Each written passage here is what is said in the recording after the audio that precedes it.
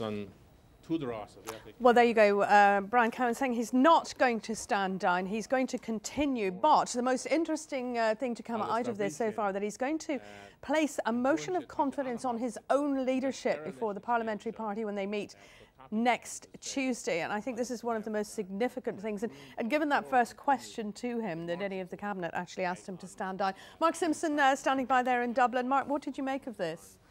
We've seen this before in British politics. What the Irish Prime Minister has done today, he knows there are these rumblings of discontent, and effectively here on Sunday evening he said to his critics, OK, now it's showtime.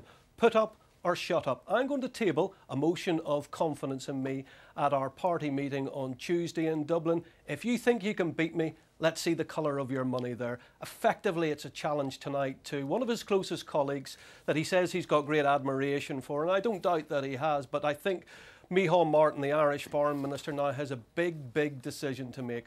Will he now publicly challenge his own Prime Minister in public, come out tonight in his Cork constituency where he's watching events with keen interest and say, yes, I do not have confidence in one of my closest colleagues. I don't have confidence in the Prime Minister of Ireland.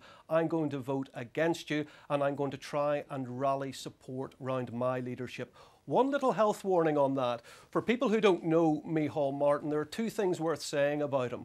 One is he's a lot more polished, he's a lot better in terms of communication than Brian Cowen, he's a lot more telegenic. But the one thing about him that his critics say is that he's a bit of a ditherer, that he cannot really make up his mind, and perhaps when push comes to shove, he lacks a bit of political courage.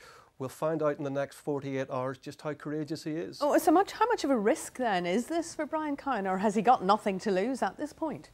I think you're absolutely right, Maxine. He's got nothing to lose. He knows he's got enemies within his own party, a little bit like John Major when he was in trouble as leader of the Conservative Party. It's the last throw of the dice. You put it out there, you put it up to people. Do you back me or do you sack me? And we're going to find out on Tuesday evening, I'd say. Are you surprised by this announcement, Mark, or did he really have no choice?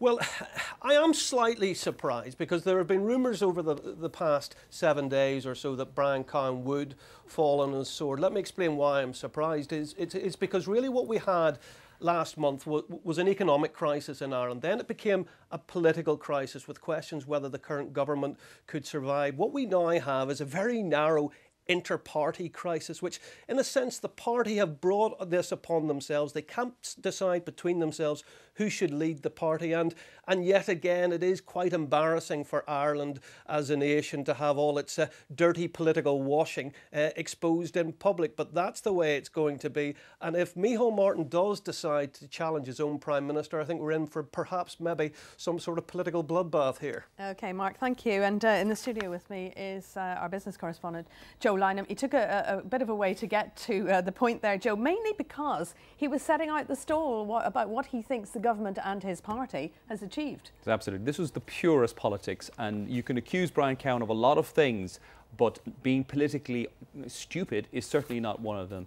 What he did was he reminded us of his dedication to the party, his commitment to the party, a party he loves. He referred to the historical significance of the party founded by Eamon de Valera, one of the revolutionary leaders in Ireland. And he went on to remind people of how under his leadership, which is since May 2008, that the economy has stabilised. And the National Recovery Plan has improved, and achievements have been a result of coherent actions from this government, led by, of course, Brian Cowen. Now, quite a few economic watchers would dispute that since 2008 the economy has stabilised. In fact, the economy has collapsed in 2008 and 2009 and continued to shrink in 2010 up to the last published quarter, which is the third quarter of 2010. So quite a few people would dispute some of the economic stats. Whatever about his love of the party and commitment to the historical fealty of the party, so be it. But the stabilisation thing could be an issue. He also said that it's very easy for those outside of government to criticise those inside government in relation to the economy and, of course, other matters as well.